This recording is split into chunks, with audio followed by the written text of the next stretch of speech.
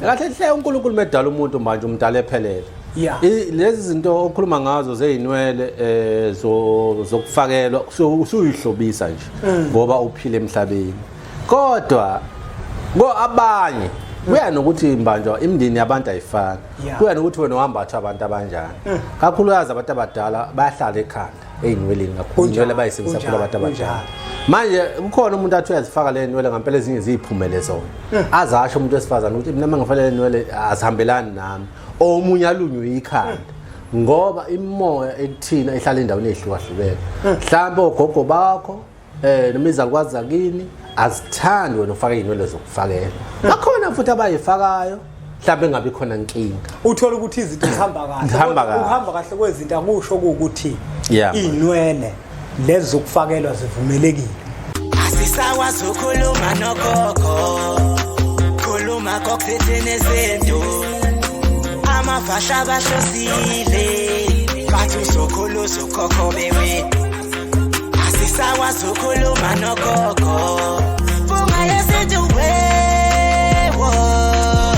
sakhuleka kunina abakhulu hayikhona bogogo nomkhulu igama umfoka mbanje itsizwa simbiza ngonduna kandaba hayikhona yasuke yahlala impungu sihlebelela ulwazi izinto zaqala zakhanya nenkinga zaphela emphela njaba isisa kithi siyakhala sekhona nenyanga zamanga izinto sakithi siyahamba engathi sekhona abafundisi bamanga nina bodlungwane kandaba udlungwane lombelebele olwadlunga emanxulumeni kwaze kwasa amanxulume esibekelana nina bakanodume ehlezi kamenzi ngiyimpunga yesintu ngiyakhuleka umhlaba wonke nasendaweni zonke la kuhamba kufinyele khona lomfanekiso oqoshiwe uma kuthi umushaka kule channel ibizo lami ngumlekelelo kaMbanjwa impunga yesintu umshana wako fuze fulelo mashiya amahlangathi azoshumayela umzukulu kaMdumo igaba elimabanga likaThumbula Tjatsha uJatsha kaPheshe Pheshe kwaMaguyane uMaguyane kaVaphi ngiyakhuleka ke enhlane ezansi kwesifundazwe sonke sikaMthaniya ngiyakhuleka emakhosini onke ngeke ngikhohle ukukhuleka emakhosini asezulwini inkunzi ehlaba ezinye ematshebeni umletheni kaNomadina nazonke zizwe sithi mlethe umlamla nkunzi ngabe uyaziyeka zibulalana awusuka madoda lezibongo lezi suke singithinte kakhulu lezibongo zamqalo endlela nami ziyangishaya usuqalile nje ngiyazizwa ngaphakathi ziyavithi makuthi umlamla nkunzi ayinsizwa ngabe uyaziyeka zibulalane awawensizwa lezi kodwa ke angigandi kakhulu angikubingelele ngikwamukele kwi channel ethenkulu impunga yesintu TV baba Mbanjwa hayi nami ngithi ngibingelele enhla nasenzansi kwelikaMthaniya ngibingelele bonke abalandeli nababukeli bempunga yesintu cabanga ukuthi Mbanjwa sebeyasazi mina ke kodwa ke nakuba ke channel ikhula njalo kukhona umuntu ongamazi babusheme mhlambe komunye kusedidekile ukuthi ubani lo ukuthi hawu wathi babushembe manje kodwa ngicela ukuthi hayi ngicela ukusichazele nje bakadidekile ubabushembe impela nje isibongo ushembe sithakazela unhlanzi ithakazela lasekhaya onhlanzi umuntu ngomathabuzolo donso unyathikazi onhliziyo sokhavuzela omzazela kwaqaqaqa phuma etsheni ombula suke entabazwe Mbanjwa omunye ke uzobuza ukuthi hawo ngabe ubabushembe ushembe nje noma wakhona impela ebukhosini impela phakathi amakhosi nje akhona seyihlalweni amanye abanewethu abafowethu amanye obaba khona impela ebukhosini sizalwa indla mhlathi kaMayekisi khokho wethu lo la aduthi umthakaze hayi insizwa Mbanjwa insizwa kaphela insizwa siphelele la nhlanzi into enza ukuthi ngikumeme kulosuku lanamuhla uzokhumbula ukuthi sakusakhuluma ngenkolo uMnazaretha nesintu kodwa namuhla kukhona izinto othola ukuthi zimthetho esebenzayo enkolweni yamaNazaretha othola ukuthi zimthetho abantu abamaNazaretha abaphila okanye kufanele ukuthi baphile ngaphansi kwayo kodwa kuba khona la ngifisa ukuthi khona sibacacisele ababukeli bempunga yesintu TV uzokhumbula ukuthi inkolo kaShembe inkolo yawo wonke umuntu ompisholo kunomuntu ongakabi yiNazaretha kodwa uthola ukuthi amathamba alele phansi kothulo omhlaba ayafisa ukuthi ahamba aye lapha kwaShembe ayokwenza izinto ezithile umbuzo oqala engifuna ukubuza ngaphambi kokuba singene kuyona lo daba kunomuntu la uthola ukuthi sekufika abantu bakubo ukuthi ahamba ayekonikela ngabe mhlawumbe ukufika kwabantu bakithi bethi angonikela kwaShembe lokho kusho ukuthi angilandele inkolo yakaShembe yini ubuza umbuzo obaluleke kakhulu manje. Angeke uma kufika abantu bakini bethi hamba uyonikela kaShembe, lo akusho ukuthi sekufanele ukhonze kaShembe. Lonto nje futhi wenza kahle ukuthi ucacise manje ngoba umuntu uthola aza kubalekela kona ukunikela ubalela ukuthi mangayonikela sekuzochaza ukuthi kufanele ngikhonze kaShembe cha. Ukukhonza kaShembe kolunye uhlelo, uhlelela abantu bakini, uhlelele uNkulunkulu wakho. Uma uyonikela kaShembe uyonikela nje. Uyonikela lento eshiwa abantu bakini. Emva kwalokho mhlaze benikela emva kwalokho bese uyaphuma ehambela. Ukukholwa kwezifikela kuwena. Kuyazingenela nje kuwena ukunikela nokukholwa into embili ehlukene le. Usiyolungisa leyo nkinga othunywe yona abantu bakini ngoba kaShembe ila khona bonke abantu kahle idalwe eziningi zabantu zilapha kaShembe. Kakhulukazi laba bangasekho. Mebefika ngale kwelizayo bafica uShembe. Kuba uyena uShembe obalungisela zonke izinto. Uyena uShembe futhi okwazi ukuthi ngale kwelizayo abese exhumana futhi nalabo bangala. Ucha uma unenkinga ngale mhlawumbe uboshe ugogo wakho asibeke. Ogogo wakho usesigodini sosisi. Umkhulu wakho usejele. Ngamaphutha wenze saphila emhlabeni angithi ayibona abese yabuya umkhulu wakhe athi hayi ngicela ukuthi mbanjwa uyonginilela kaShembe akusho lokho sefana ukhonze kaShembe ukukholwa yenye into ukunikela into embili ehlukene lezo manje phela lokho kusuke kusho ukuthi hamba olungisa le yankinga le abantu bakini ababhekene nawo ukuze bakwazi ukuthi bakhulileke nawo bakwazi ukuthi bakhanyisele futhi bangabaleki abantu babalela ukuyonikela ngoba bebalela ukuthi sezokhonza kaShembe ngoba enqana ukuthi ayi sengizogeza amanzi abanda ngesabatha manje sengizohamba ngeenyawo sekuzoba njani cha wangena khona ke impela la ngifuna ukuthi sizongena khona ngoba angifuni ukuthi sibuke inkolo kaShembe phela kodwa ngithanda ukuthi umele abantu abamakholwa bebonke uma kodwa ukuthi bakhona babukele mhlambe nabo bayafisa ukuthi babe nokuphawula kulohlelo sesikabuye sihleleke mhlambe ukuthi nabo bakwazi ukuthi sithole omunye ozoba ingcenye mhlambe ongekho enkolweni lamaNazaretha mhlambe umfundiswa kwelinye ibandla ngoba into esizokhuluma ngayo laba bonhlanzi ngifuna ukuthi sibuke kakhulu indaba yenwele inwele ikakhulukazi kubantu besifazane bangangizwa kabi ngingezwakali kabi kwabesifazane kodwa ngiyafisa ngoba inkolo kakhulu emaNazaretha nezinye ke inkolo inwele lezi ezifakelwayo azivumelekile ngiyafisa ukuthi siyithinte leyo nto ngiyazi ukuthi ngiyababa kubalekile ukuthi sikuthinte uyazi indaba ngithi ngiyafisa ukuthi sikuthinte ingoba kukhona umntwana la ubukele ku TV mhlambe sekwafika ikhehla la kubo malifika ikhehla la kubo lathi mina ngifuna uyongikhonzela kwaShembe alishonga ukuthi kufuneka ahamba ayonikela wathumezwa kwathiwa kwaShembe inwele zifunakala lezokufakela ungasho ukuthi ayifuna inwele lezokufakela azifunakala lezi zasetshonalanga kodwa lezi zimvelo zona azinankinga ngifuna ukuthi kusizakala umuntu onjalo kuphinde futhi kusizakale ke enhlanzi nomunye umuntu ke nje ngeve ukuthi uza kokholwa kaShembe umuntu nje ophilayo ngenwele ukuthi le nwele lezi asingene encwadini uyabona lokho ukuthi khona incwadi lehlanje asibheke sikhuthe ngoba manje bazothi okushoyo ukuthathela kahle hle uNkulunkulu medala umuntu manje umdala ephelele lezi zinto okhuluma ngazo zeyinwele zokufakelwa usuyihlobisa nje ngoba uphile emhlabeni kodwa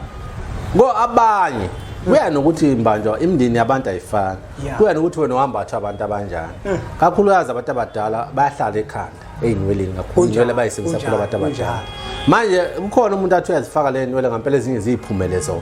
azasho umuntu wesifazana ukuthi mina mangifanele nwele azihambelani nami omunye alunywe ikhanda ngoba imimoya ekuthina ihlala endaweni ehlukahlukene mhlawumbe ogogo bakho noma izalukwazi zakini azithandi wena ufake inwele zokufakela bakhona futhi abayifakayo mhlawumbe engabe khona inkinga uthola ukuthi izinto zihamba kahle uhamba kahle kwezinto akusho ukuthi inwele lezi zokufakelwa zivumelekile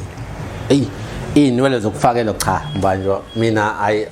ngesingami kulaba ngisondelene nabo engikwazi kubabonisa ababonisekayo angeke ngithini kodwa hayi ukumukeleka cha azimukelekile esontweni nje thina ebandla lamaNazaretha umuntu ushaya ngale nwele ekuthiwa original ngizokhotha la manje Zokhotha la awungibhekelela uTimothy wesibili. Hey nakuba lona libuye Hayi lingisule. livule nje libheka la uTimothy ukubani lizofundeka manje. uTimothy wesibili incwadi yakhona Timothy 2 isahluko iverse 9 ya 12. Ya yona lento eyinwele ukhuluma ngento ebaluleke kakhulu ekudinga ukuthi sifundisane ngayo ngoba negenge lekhulayo amantombazana ikhula zifakwa nje inwele uthola ukuthi naye ubona usisi wakhe ezifaka akabazi umngozi akabazi futhi mhlambe ukuthi zimlemaza ekubeni manje abantu abadala esinabo kakhulukazi bahlala ekhanda ikhanda inwele izona ezikwazi ukuthi zikuzwise noma khona ingozi ezokwehlela uzethi umuntu ngishaqelwa ikhanda yabona uma sekuhleli lezi inwele ongazazi ukuthi zivelaphi angiboni ukuthi kuyinto enhle le ubuthe iverse lapho impela Timothy wesibili Timothy 2 cabanga ukuthi iverse 9 ke verse 12 ikhuluma ngazi inwele akube ngabonakala kahle kodwa ungakwazi ukuthi awuthi mhlambe ngeke ngizama ukuthi ngikufundele yona Timothy 2 isahluko iverse 9 ngeverse 12 ayifunde nje manje okay uTimothy wesibili iverse lesiphicamunwe munye oku9 noma ishaka lolunye neshumi nambili ngokunjalo nabesifazane mabagqoke izingubo ezifaneleyo yabona manje ukuthi angathi ithinta khona impela ngoba nje isiya nasekutheni manje umuntu megqoka kufanele agqoke kanjani especially menkonzoyini ngoba bengisafuna ukuthi ngiye nalapho endleleni yokugqoka ngicela ukuyiqala phansi uqale phansi ngokunjalo nabesifazane mabagqoke izingubo ezifaneleyo bazihloniphe ngokuhlonipha nokuqonda kungabi ngezinwele ezalukiweyo nangegolide nako ngifuna khona nangamarapeni nazoke iyo impela zokufana nangezambatho ezinemali eningi kepha njengokufanele abesifazane abashoyo ukuthi besaba uNkulunkulu bahlobe ngemisebenzi emihle ayo iyasho nangamarapeni owesifazane makafunde ukuthula nokuthobeka konke kepha angimvumeli owesifazane ukuba afundise nokuba abuse phezukwendoda kodwa makazithulele amen yashakho lencwadi nangazi noma mhlawumbe ngingaqhubeka hayi igcine lapho nje iphele khona la iphelele manje imithi namarapeli ishona inole zokufakela lezokufakela inwele ezinegolide isho konke lokho akuvumelekile kukhona indawo la Nhlanzi engiyithandayo ukuthi incwadi le iyakubeka ukuthi akufunakala owesifazane ahlobe ngempahla zentengo ephezulu mhlawumbe khona ongakubeka lapho ngoba omunye uzothi yayisebenzela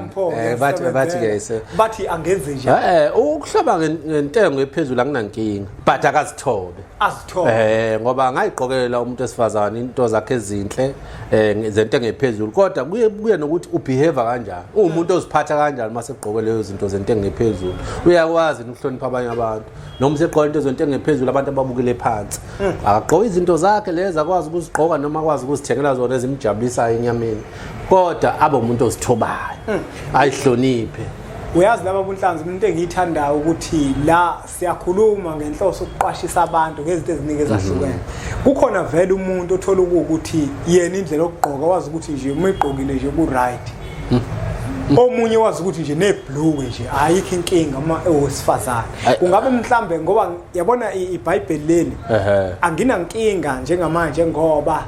vele abantu abaningi bakholelwa kakhulu kulona futhi liyafundisa manje uyayizwa lo hayi ukuthi ngoba sikhona iBhayibheli linezinto ezikwazi ukufundisa umuntu okholwayo nongakholwa umuntu uyaligqoka iblue kungabe mhlambe indlela yokugqoka nenkolo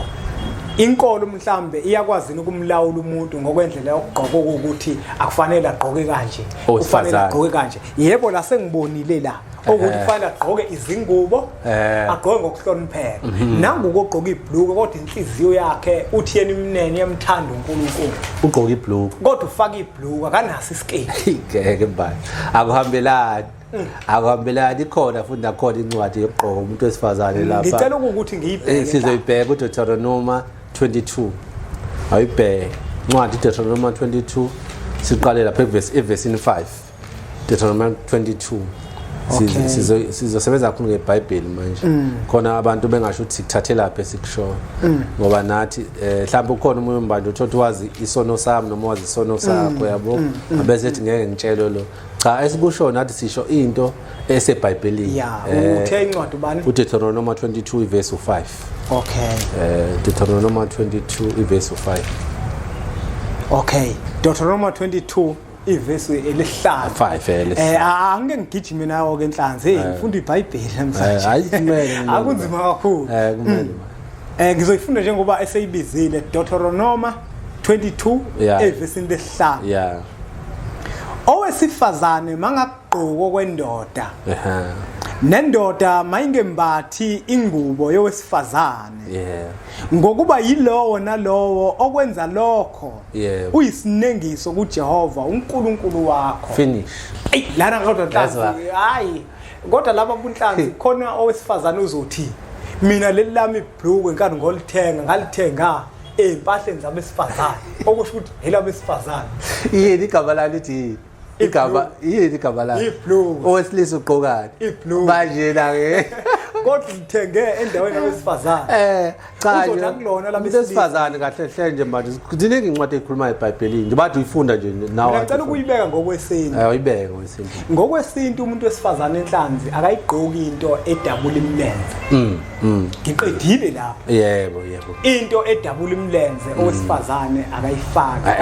akayifaki into edabula imilenze owesifazana akayifaki ibhlukwe njengoba lidabula imilenze hayi akuvumelekile ukuthi ayifake kukhona umuntu laba bonhlanzi uthola ukuthi ubhinca ibheshu esifazana kungabe lokho kuyikona yini ngoba ibheshu elendoda umuntu wesifazana into uNkulunkulu amnika yona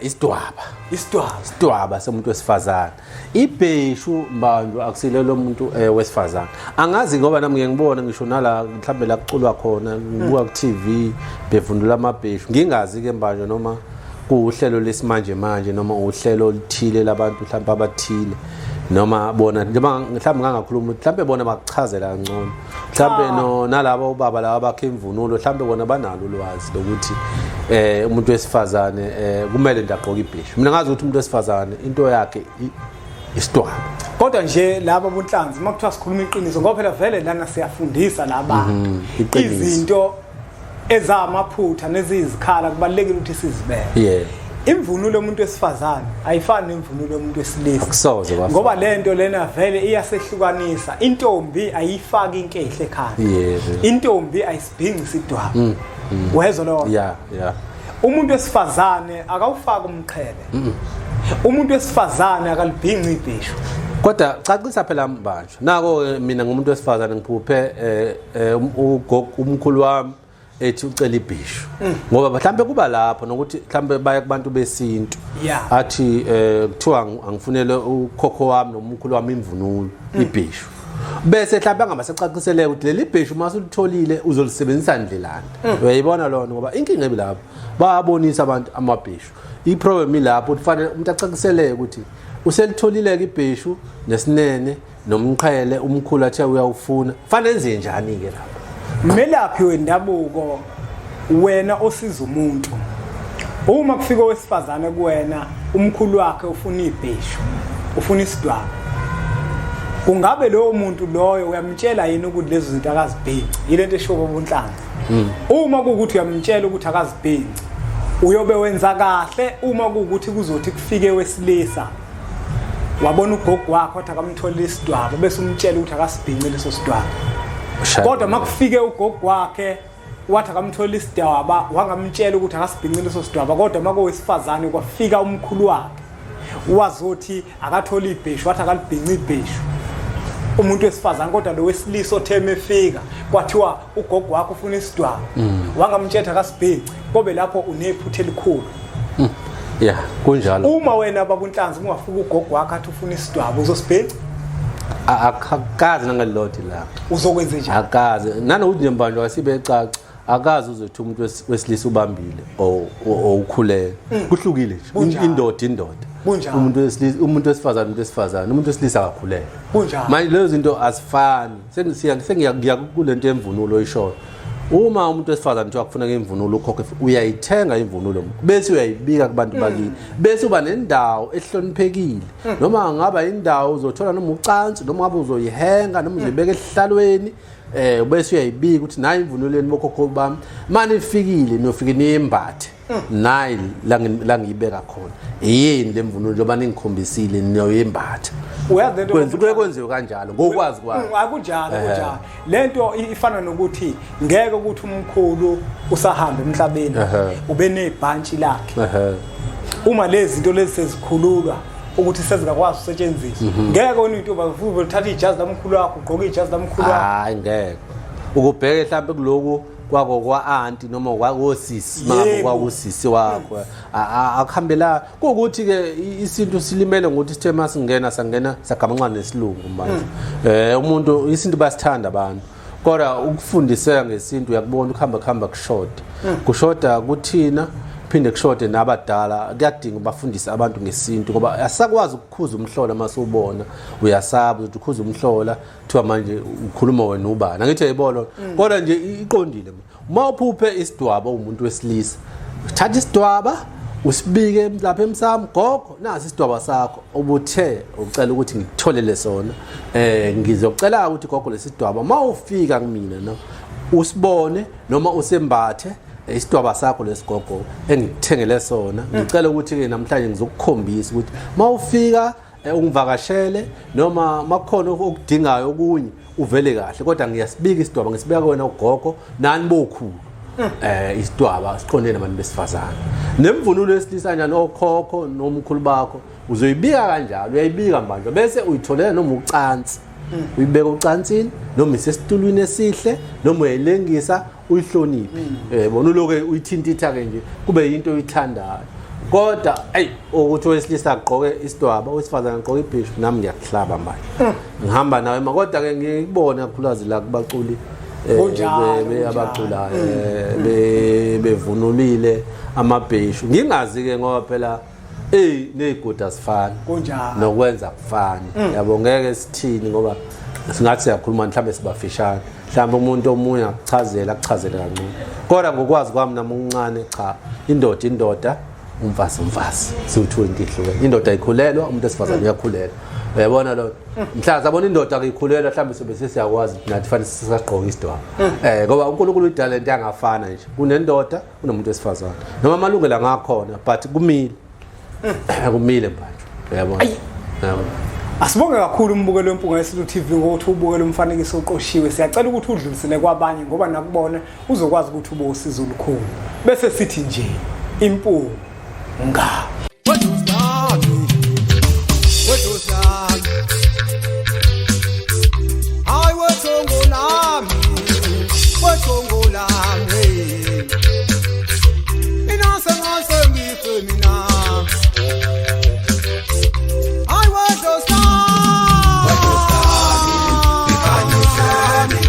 Up